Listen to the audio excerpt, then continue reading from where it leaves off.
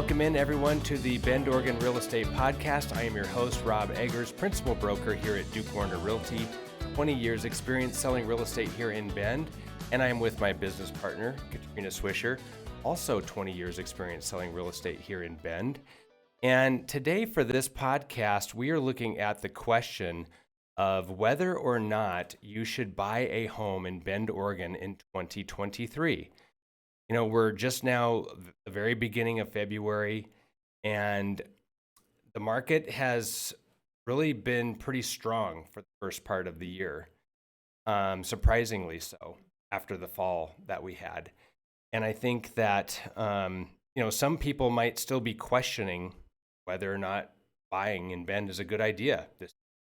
So we're going to tackle that question, and we're also going to look at a couple other things. So we're going to look at, should buyers wait and try to time the market to get the lowest price? And we're going to look at, should buyers wait to see if interest rates get better? And we're also going to look at, when is the best time to buy if they do buy in 2023? And from the selling side, if you're going to sell in 2023, when should you put your home on the market, ideally? So circling back to the very main question, should you buy a home in Bend, Oregon in 2023? Katrina, I'll pitch it over to you. What's your thoughts and answer to that question? Well, if we only had the crystal ball to know the answer to that, but it seems like now is a good time. I think buyers are their confidence is up a little bit from last year and seem to be ready to jump back in for the most part. Of course, there's always going to be people who are very hesitant. I think that's a factor, and they're waiting for a crash still to happen, or the bottom, or prices to continue down. But overall, in my opinion, I think right now is a great time. I think there's opportunities for buyers to negotiate incentives and credits and the price, and that could quickly change. I mean, I think that we are already seeing the market heat up a little bit again. But in the window, I think, of sellers reducing their price and offering these incentives might close. So I would encourage buyers to take a look at right now. Do they need a home right now? And interest rates have come down a bit. So jump in while the prices are still attractive. And if those interest rates continue to fall, that, the prices probably won't fall with it, So it's like right now you have this window of time of rates are more attractive for buyers, but also the opportunities with sellers is there. Yeah. Yeah. Okay. I think my answer to this question is going to initially sound a little bit lame, but bear with me in my thought process. I am a strong believer that you should buy real estate whenever you buy a house. If you're in a situation where you need to buy a house, you should almost ignore what the market is doing and buy it. I think the one caveat to that is, if you're looking at only owning it for 2 years, then you have to be really careful about, okay, am I gonna be able to get out of this home in 2 years? But if you truly have a need to buy real estate, I've seen so many people over the years try to time the market and be like, oh, is this the right time? And they end up missing out. I really feel like if you need to buy a house, you need to do it if you find the right property. Because I'll give you an example. If, let's say, a buyer purchased the home in the worst time in the last 75 years, which would have been 2007. If you bought in 2007, you pretty much bought at the ultimate peak right before the biggest real estate crash in 75 years. Well, even if you did that, 10 years later, you were back to what you purchased the home at. So if this is a long-term home, if you're gonna move in, raise your family, or be there for the next 20 years, you still did awesome house. And you would have arguably bought the home at the worst time in the last almost 100 years to purchase. So I just really feel like if you're in the need to buy a house, you should do it. You should ignore what kind of the market is doing.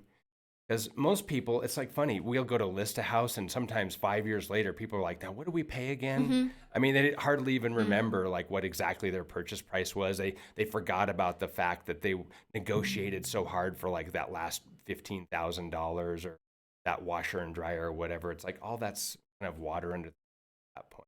Right. Right. Have you ever had someone regret buying a home? Like they buy it and then say, I shouldn't have done that. I think I did in 2007. Maybe back then. Yeah. That's probably the only Mhm. case that we've had some of that. But I think that's a great question, though. for the most part, in 20 years of business, I don't have buyers who ever come back a year later, 2 years later, and say, we really just shouldn't have bought right then. Yeah, I think absolutely. even if people bought a year ago when prices were at their peak and interest rates were low, today that payment is going to be lower than today's payment on a Right. house that's 10% less with an interest rate that's almost double. So even buying at the peak price of the pandemic time, I wouldn't say was a mistake. Yeah. I actually just kind of had that conversation with somebody about a month ago. They bought this last spring and they were kind of like, wow, can't believe the market's kind of gone down so much since we purchased. And so we talked about it. It's like, well, would you sell your home back to the seller if you were given a chance? Like, oh no, we love it. We love where we're at. We're good. And so that's the thing. It's like if you find the right property, you just need to get in there and not worry about it. There's a saying that we were talking about the other day of when is the right time to buy a home? And the answer is 5 years ago. Always 5 years ago. Always 5 years ago. It's impossible to time. And if Right. you're waiting for this bottom, you're not going to know. Mhm. And you're only going to know after it's passed. Right. So you can't wait for perfect timing. You can't wait for perfect timing in all things in life. We've learned that, when a baby and when are you going to get married and all these scenarios, and there is never a perfect time. So if it's a need for you, then like you said, then just go ahead and jump in. Yeah. Like that 5 year saying, it's kind of frustrating. It's like, well, that doesn't help. But if you purchase a home today, eventually you'll be 5 years removed from today. Exactly. And you'll look back and go, wow, I'm really glad I bought when I did. Absolutely everybody says that. Even the people that bought in 2007, if they still own their home today, they're like, wow, I'm really glad I bought when I did. So just buy the house if it's right for you. If you're doing a short-term hold, then let's talk. Give me a call and we can discuss, whether or not that's a good decision or not, like 2 year hold. But other than that, I think just make the purchase. So that's my answer on that one. The next topic that we're going to try to answer here: should buyers wait and try to time the market to get the lowest price? What do you think about that? Again, like we were just saying, who knows what that lowest price is? If interest rates continue to come back down, the prices aren't going to come down with it. Mm-hmm. Yeah. So, and right now, all signs are pointing to interest rates starting to come back down. They've been trending down recently, and from the mortgage experts that we know and talk to, they're predicted to continue down this year, and prices just aren't going to follow that. Yeah. They came down last year, corrected because interest rates went up so much. Mm-hmm. So that lowest price, I mean, again, we've been hearing of a bubble bursting for 10 plus years, and so many different scenarios of why the market's going to burst again. And that's just, this PTSD we have of 2008. Right. It hasn't happened. And we've talked about this, in our previous podcast. We don't think it's going to happen. Yeah. So you can wait for it, but I think you're going to miss it. Yeah. And kind of similar to the last answer with trying, if this is a good year to buy, with trying to time the market with lowest price, man, good luck with that. Right. I mean, that's a real shot in the dark. And with one of your initial points, only way to know is the benefit of hindsight. And you actually need about 6 months, maybe a year removed to actually look back and be like, okay, that was the bottom. You never know where the bottom is at until you're at least 6 months down the road, maybe a year removed from that. So people get hung up on these things. Like, I want to buy at the bottom of the market. Well, great. So does everybody. But that's just not realistic. You just have to, Right. You do. yeah. You know, we've seen a correction. I think we've seen the correction that we're going to have. And you know, so right now appears to be a good time. You're down about 10% on average across the board. Yeah. You know, so I mean, think about that. Like, the last 2 years, buyers have been getting tortured. I mean, just getting raked over the coals in negotiations, having to throw out everything. Like, we're slashing every paragraph in our sale agreement because we have to be competitive. And now we're in a time when pricing's come down a bit and you can negotiate. You can, if there's a home that's been sitting, absolutely make a lower offer. See how low you can get that house. You're going to be able to do a home inspection and no one's going to bat an eye at that.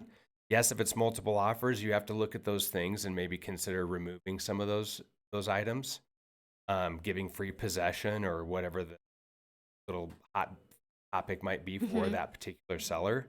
But otherwise, I think, you know, you just gotta roll. I agree. Yeah. Okay, so the next one here is, should buyers wait to see if interest rates get better? And that's an interesting one because here we are bouncing around the low sixes. I think someone can argue that, yeah, maybe they should, because what you've seen in the last 45 days is a pretty precipitous drop. We were, I think in December, we were still in the sevens, and it just dropped like a rock, and now we're in the low sixes.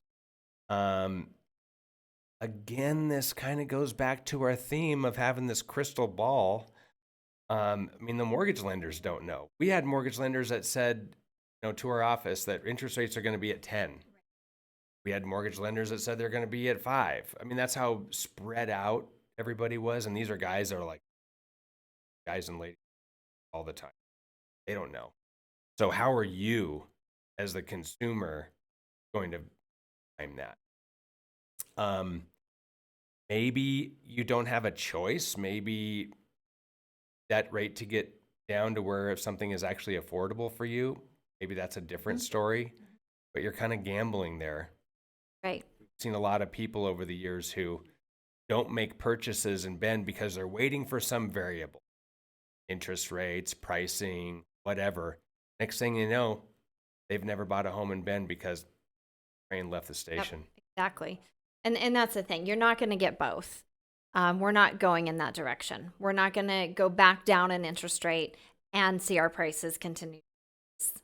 So, you know, you can always refinance. So if you can afford it now at the interest rate, which is, you know, pretty average, it's been an adjustment to get used to the higher rates, but in the 5s and low 6s, you know, historically is a good rate. So if you can afford it now at that rate, and if you can refinance later, then you're getting the best of both. But I just don't think it's really unlikely that we're going to see those 3% rates again, at least not anytime soon. Doesn't that seem like so almost impossible right now? Right. It's like we're not going to see $2 gas, you know? So if you're waiting for that, you're going to miss it. Like you said, you know, the train's going to leave the station. So I think as rates continue to get slightly better, you know, that's only going to kind of fire up our market again. Yeah. So back to, if you can do it now, you know, I just wouldn't wait. Well, and if you look at what rates have done in the last week, in the last 10 days, they've actually gone up. So they went from the low 7s down to almost 6%, like 6.1 is the I saw it get. Then it went up to 6.2. So it's kind of now doing this bouncy ball thing right at the low 6s.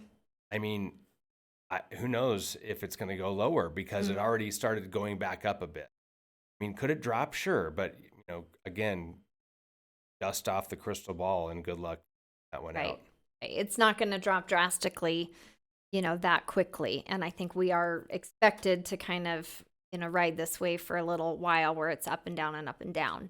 Hopefully we've seen the peak and we're not going to go back there. That would be the hope. But then again, what if interest rates do go back up and now you've missed the chance to snag it at 6? Right. So, I mean, you really are gambling, and 6 is not a bad rate.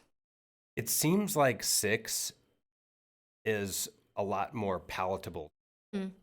Like the tolerance for interest rates has been doable at 6.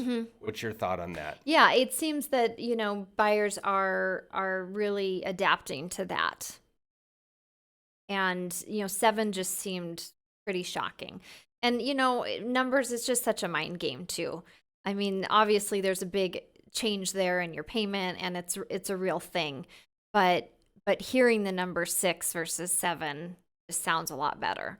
So, and it is better. But, again, I mean, if mortgage rates continue to drop, you're not going to get that low price with it. So I would say, get pre-qualified. If it comes back down a little bit more, great, but you're also risking the market heating back up at that point. I'd rather see someone get in now and be able to negotiate on their home and the price and then be able to refinance. All right. Well, before we go any further, I want to say that this podcast is sponsored by Duke Warner Realty, a premier real estate firm here in Bend that was established in 1967 by Duke and Kitty Warner and is still family-owned and operated to this very day. Duke Warner Realty has served thousands and thousands of customers throughout Central Oregon over the last 55 years, and the brokerage not only features Bend's best real estate agents, but also the most experienced, with the average agent at Duke Warner having 15 years of real estate experience. If you want your next real estate transaction done right, with honesty and integrity, give Duke Warner Realty a call today at 541-382-8262, or visit them online at dukewarner.com. Okay, so that brings us to our last 2 questions underneath this topic. And the next one is, when is the best time to buy if you do buy in 2023? So if you're a buyer saying, okay, I definitely want to buy this year, what's the best time that I can get a good deal? What say you? Well, if we're talking good deal, I would say typically the winter months right now, but inventory's down, so you have fewer homes to choose from. But there's less competition in the winter months, so typically that's the better time. But if you're going to wait for that, you also just don't have the choices. Yeah. So it's hard. I mean, in the spring, you're going to have a lot more choices, but the competition's going to be a little bit, more. Summertime, things, typically drop off a little bit as far as the competition. Everyone's busy, enjoying summer. And, it's hard to, that's just like nailing down all the things we've already talked about. The perfect time, if everyone knew. Yeah. But I just keep falling back to, like, right now, I feel like is a great time to get in the market. Yeah. Yeah, the other thing with wintertime is tough time to move. Like you said, you have low inventory. But to your point, the good part about wintertime is that if you are a seller and you've got your home on the market in December, guess what? You need to sell. People aren't messing around with that. They really want to sell. They're usually motivated. They're not just like, oh yeah, make me move if you pay me $1 gazillion for my house. No, it's pretty real. My answer to that question is, when is the best time if you're going to buy in 2023? And I would say the fall. I think the fall is a nervous time for sellers. You see a lot of listings that are still on the market that haven't sold over the summer, and reality is starting to set in for those people. Like, oh wow, it's October 1st and we haven't sold our home yet. People are starting to talk about homecoming at the high schools, and it's like, uh-oh, if we don't get our home sold now, we're going to own it till the spring.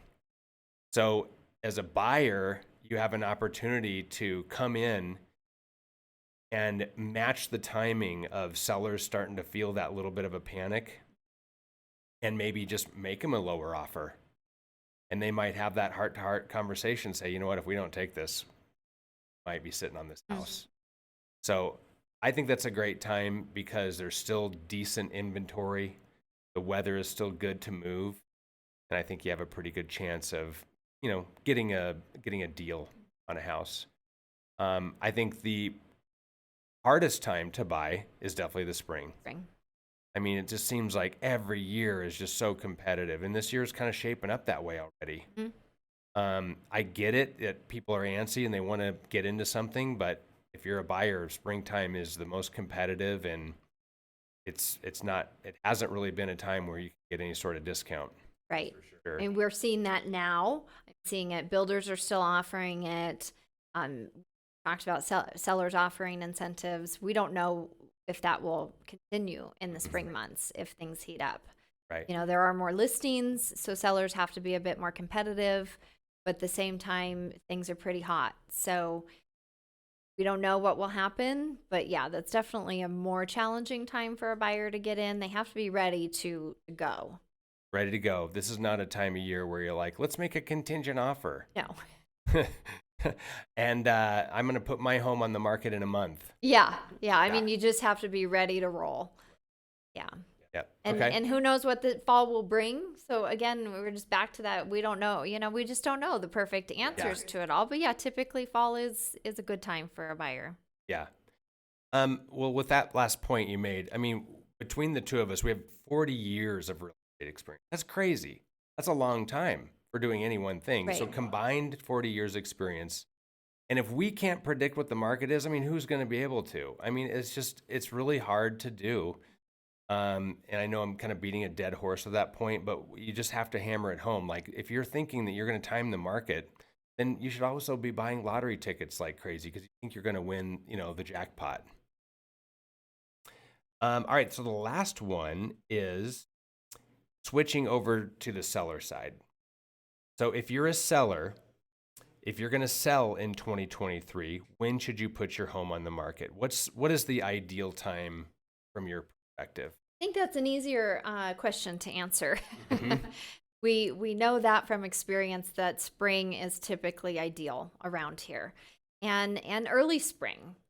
Our buyers, the market for buyers out there looking and things starting to get going seems to be early March, and it's already busier than we would have expected for January. So for sellers, sometimes they want to wait until their grass is green and put fresh bark down and the flowers are blooming. And that can sometimes be a little too late. We see our peak in like March and April. And everyone else's house looks the same. Their flowers aren't blooming and their grass isn't green either. So if someone came to me right now and said, when should I list? I would be ready to go the beginning of March.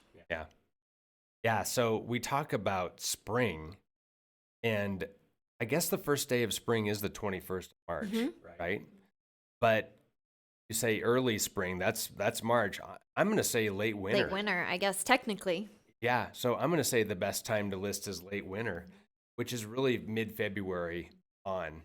And I'm going to say that because, you kind of get a jump on all the spring listings coming out. The competition's not there. You're sacrificing your potted plants being beautiful or your bulbs popping out or your grass being green for coming on at a time when there's really no competition. And you have buyers that are waiting to make a move. So for me, if you're a seller and you want to sell in 2023, I would say mid-February, put your house on the market. I mean, it seems kind of crazy, but like year after year, put homes on the market that time of year and they seem to sell for full price, if not more, right away. The way the market is today, I would say list it now. Yeah. I mean, our winter is mild right now. There's a lot of pent-up demand in the market. These buyers who sat and did nothing all last fall are ready to go. And it appears busy. We're hearing of some multiple offers in some situations. Inventory is super low. I wouldn't, if you're thinking about it and you're getting ready, I don't think there's any downside to going for it right now. Yeah. What if you have that house where it's like all about the landscaping? I mean, it's just like this half-acre lot, and it's just absolutely like a sanctuary back there. What do you say to somebody like that? Yeah, it's a tough call because its prime time is going to be June, but June is a horrible time to sell. It really is. So it's, I'm not sure that that's really going to do you any favors because, again, you're not competing with the house that's fully bloomed and looking any better than yours. Yeah. So maybe you can provide some pictures in MLS of what your home looks like during those beautiful months. Yeah, you mentioned that June is a terrible time to buy, and it's funny because so many people always feel like the general public kind of feels like the best time to sell is the summer. Not in Bend, Oregon. Not in Bend. I mean, at least it hasn't ever been since I've been here. And I think the reason is because Bend is such a, I don't know, fun vacation town that like as soon as school is out, camping, they're going on vacation, all their family come to visit them, they're floating the river, whatever. Like real estate kind of takes a backseat. Oh, it completely dies down. And that begins the beginning of June because you have graduation early in the month. Graduation. Then school's getting out. Yeah. And everyone heads out on vacation. Then you have the 4th of July. And, before we know it, we're into late July and August. And there maybe is a little window there. But, yeah, I think in summer, it's just pretty quiet. Yeah.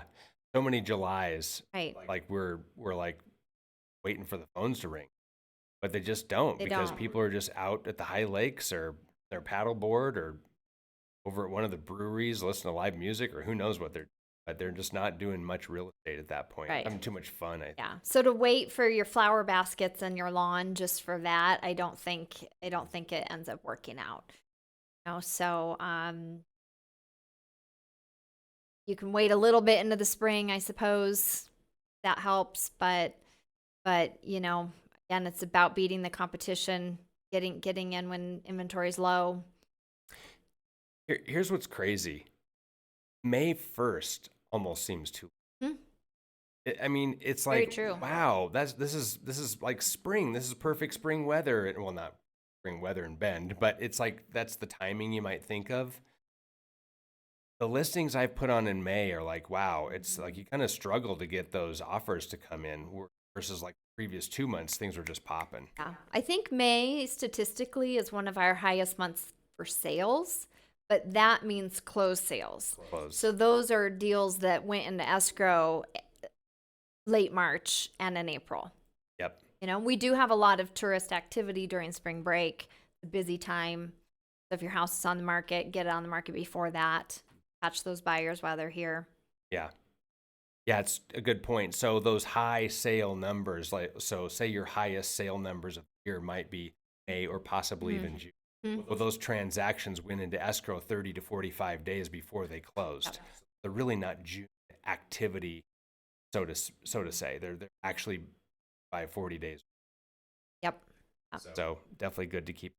All right. Well, I think we answered all the pressing questions for when to buy in 2023 and all the things related to that. So, of course, Katrina and I are here to serve you guys. So if you have a unique situation, give us a call. We're happy to consult you.